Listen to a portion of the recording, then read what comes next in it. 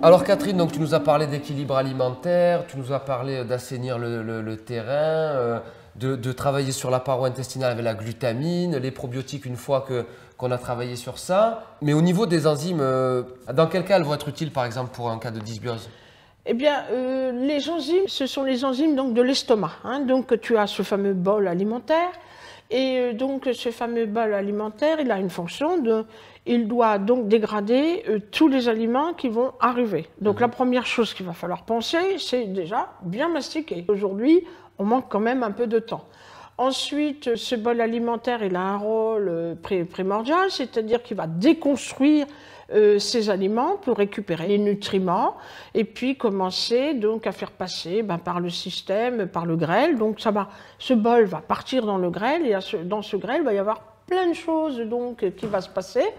Hein, donc on va avoir la synthétisation des oligo-éléments, des minéraux. Hein, et puis si on ne mâche pas bien, du coup ça va être très compliqué. Et pour pouvoir régler ce problème, l'estomac, lui, il va aller rechercher beaucoup d'acide. Hein, donc c'est pour ça qu'on va avoir un excès d'acidité.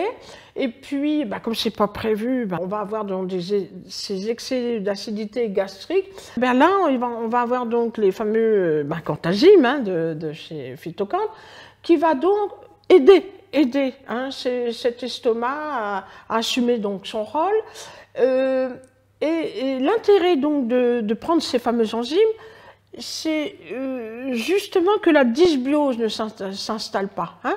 C'est quand même là que tout démarre. Hein. Une dysbiose va prendre naissance à cause des problèmes d'enzymes, de non-mastication et cet excès d'acidité. Voilà, hein, voilà le rôle de l'enzyme primordial et adieu dysbiose, hein, si on prend bien ces enzymes. D'accord, et du fait, en fait, les enzymes sont sécrétées lors de la mastication et c'est vrai qu'aujourd'hui on mange un peu sur un bout de table, on mange vite et on ne prend pas forcément le temps de bien mâcher. Tout à fait. Pour que cette sécrétion soit optimale et donc voilà, plus ou moins amenée à utiliser en complément donc des enzymes en plus, c'est ça? Oui, donc pour aider à faciliter. Tout à fait. Puis il faut voir aussi la qualité des aliments qu'on va manger. Avec tous ces additifs, tous ces colorants, tu te doutes bien que c'est quand même pas le top du top. Tout le monde ne peut pas manger bio, tout le monde ne peut pas manger calmement, hein, dans les conditions les plus idéales.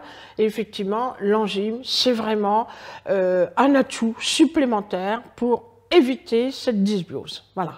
D'accord.